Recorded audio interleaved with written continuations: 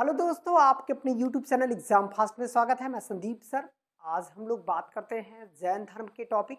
यहाँ से जितनी भी परीक्षाओं में जैन धर्म बने हैं क्वेश्चन, वो सभी आज के इस सेशन में हम लोग चर्चा करेंगे। बहुत ही इम्पोर्टेंट है आज का ये सेशन और लगातार अंत तक बने रहिएगा वीडियो में। आपको खुद एक नंबर आज मिलने वाला है। किसी भी एग्जाम में आप जाते हैं तो यहाँ से क्वेश्चन बनता है। ठीक है, तो चलिए हम लोग आज की इस सेशन की शुरुआत करते हैं। यहाँ पर दे रहा है पार्श्वनाथ जो जैन जो एक क्षत्रिय और बनारस के राजा थे। ठीक है, थोड़ा सा पहले क्वेश्चन से शुरू करते हैं। यहाँ पर देखिएगा कि जो जैन धर्म के 24वें तीर्थकर में से प्रथम कौन थे। तो जैन धर्म में टोटल जो है 24 तीर्थकर आते थे। यहाँ पर 24 तीर्थकर में से प्रथम पूछ रहा है कि प्रथम तीर्थकर कौन थे। जैन धर्म के 24 तीर्थकरों में से प्रथम तीर्थकर कौन थे। तो ये हो जाएंगे आपका सुमतिनाथ, ऋषभदेव, शंभवनाथ या पद्म प्रभु। तो इसका सही आंसर हो जाएगा ऋषभदेव। याद रखना है कि ऋषभदेव जो है ये अयोध्या से थे और जैन धर्म के संस्थापक भी माने जाते हैं। वास्तविक संस्थापक महावीर स्वामी थे, लेकिन ये जैन धर्म के पहले तीर्थकर थे और संस्थापक माने जाते हैं। इन्होंने ये एक अयोध्या में राजा थे और राज व्यवस्था को त्याग करके ये क्या करते हैं, स्वयं एक साधु या सन्यासी बन जाते हैं और यही जैन धर्म की शुरुआत करते हैं। इनकी चर्चा हमें देखा जाए तो वैदिक काल मतलब वैदिक ग्रंथों में ऋग्वेद में भी होती है, मतलब प्रथम और दूसरे तीर्थकर की। ठीक है, तो चलिए यहाँ पर हो जाएगा आपका ऋषभदेव सही आंसर हो जाएगा। दूसरा क्वेश्चन देखिएगा, दूसरा कह रहा है कि ये जो पार्श्वनाथ थे, पार्श्वनाथ जो एक क्या थे, एक क्षत्रिय और बनारस के राजा अश्वसेन के पुत्र थे। वह तीर्थकर जैन तीर्थकर के रूप में बने। 23वें बने थे, 24वें बने थे, द्वितीय बने थे, प्रथम। तो याद रखिएगा ये तो बने हैं 23वें पार्श्वनाथ। प्रथम कौन हो जाएगा, ऋषभदेव। ऋषभदेव कौन से तीर्थकर थे, प्रथम थे। और 24वां कौन हो जाएगा, महावीर स्वामी। महावीर स्वामी, इसका मतलब है कि इन्हें वास्तविक संस्थापक भी बोला जाता है और 24वां और अंतिम तीर्थकर भी बोला जाता है। 24वां व अंतिम तीर्थकर, इसके बाद कोई भी तीर्थकर नहीं बना था। तो आपको ये समझना है कि इसमें पार्श्वनाथ जो बनारस के राजा के पुत्र थे 23वें थे। ठीक है, चलिए और आगे बढ़ते हैं। यहाँ पर देखिएगा श्वेत परंपरा, श्वेतांबर परंपरा के अनुसार निम्न में से कौन सी महिला तीर्थकर थी। इसका मतलब है इनमें से एक ऐसी तीर्थकर जो महिला तीर्थकर के नाम से जानी जाती है, नेमिनाथ, नमीनाथ, मल्लिकानाथ या चंद्रप्रभा। यहाँ पर ये क्या हो जाएगा, चंद्रप्रभा। तो ये मल्लिका नाथ को इन लोगों ने माना है कि यह एक महिला जो है तीर्थकर थी। ठीक है, चलिए और आगे बढ़ते हैं। यहाँ पर कह रहा है कि वर्धमान महावीर जैन धर्म के तीर्थकर थे। मतलब किस नंबर के तीर्थकर थे, जिन्हें हम लोग वास्तविक संस्थापक कहते हैं।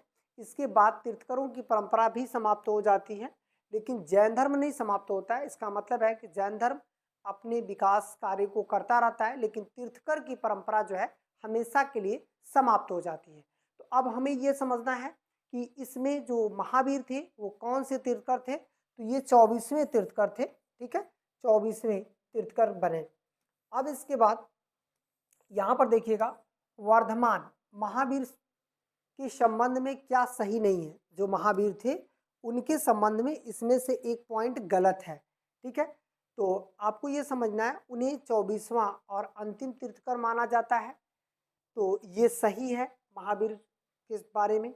उनकी माता लिच्छवी की राजा चेतक की बहन थी, ये भी सही है। ठीक है, उन्होंने अपने जीवन काल में विवाह नहीं किया था, ऐसा नहीं है। इन्होंने अपने जीवन काल में विवाह किया था यशोधरा से। ठीक है, इससे मालूम होता है कि ये जो है विवाहित थे और इनकी पुत्री भी थी अड़ोज्या, जिसे प्रियदर्शना कहते थे। और प्रियदर्शना का विवाह इन्होंने खुद अपने ही शिष्य परम शिष्य जमाली से किया था। मतलब अपने शिष्य को इन्होंने दामाद बना लिया था। ठीक है, तो इससे मालूम होता है कि यहाँ पर ये विवाह किए थे और फिर विवाह सब कुछ गृह त्याग करके ये मतलब एक साधु सन्यासी बन जाते हैं। उन्होंने 527 ईसा पूर्व में पटना के निकट पावापुरी में अपना देह त्याग दिया था, ये भी सही है कि यह पावापुरी में ही अपना देह त्यागा था, मतलब इनकी मृत्यु हुई थी। ठीक है, अब देखिएगा 6ठी शताब्दी ईसा पूर्व के प्रारंभ में भगवान महावीर का जो जन्म हुआ था, स्वामी का जन्म कहाँ पर हुआ था।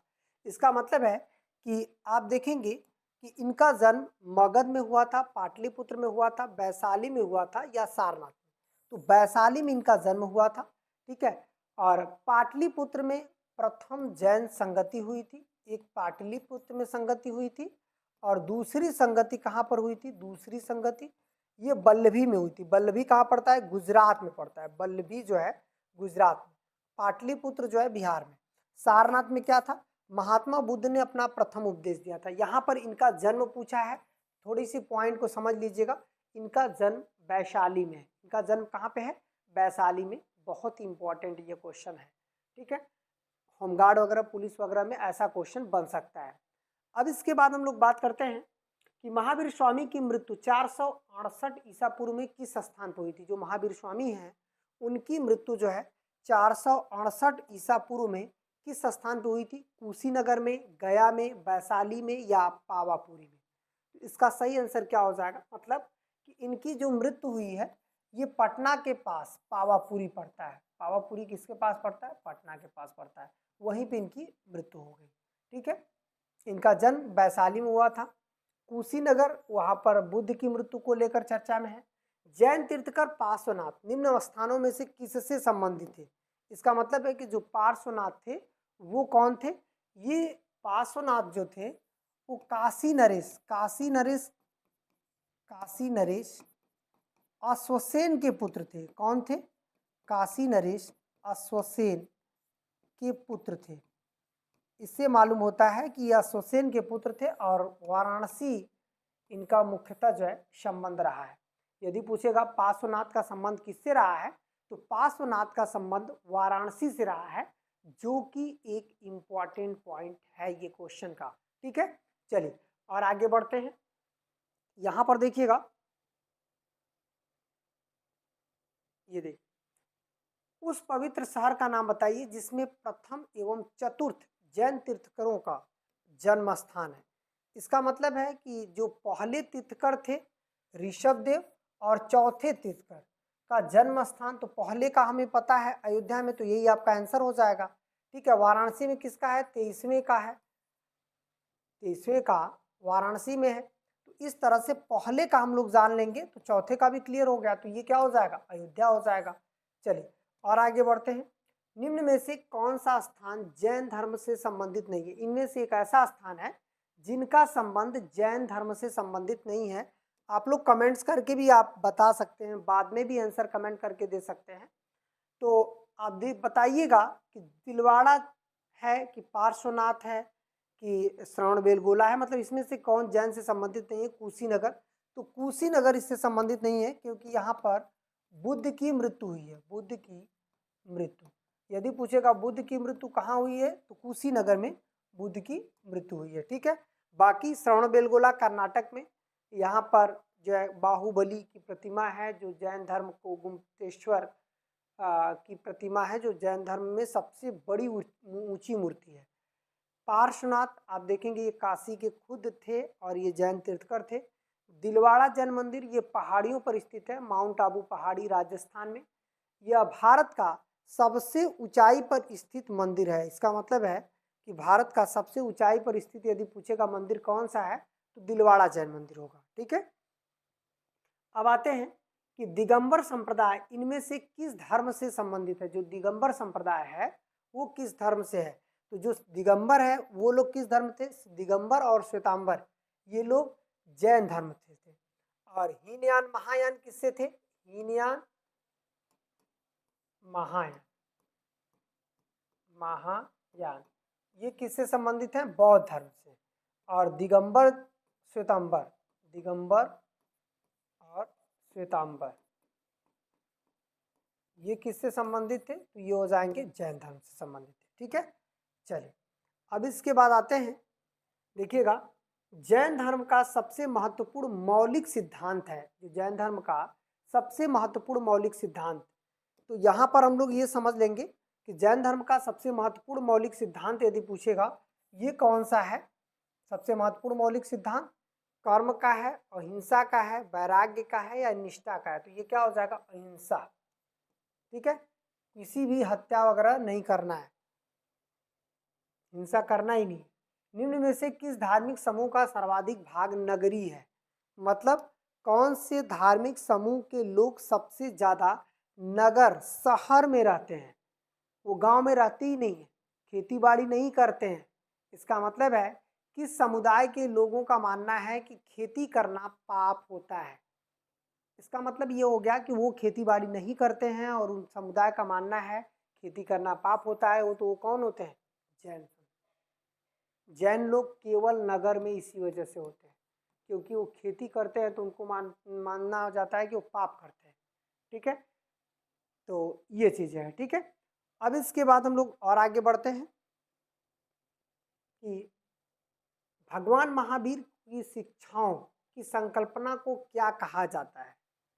तो ये देखिएगा, इसका मतलब है कि इनकी जो शिक्षाओं की संकल्पना था उसको अवेस्ता सूत्र कहा जाता है। उसको क्या कहा जाता है, अवेस्ता सूत्र कहा जाता है।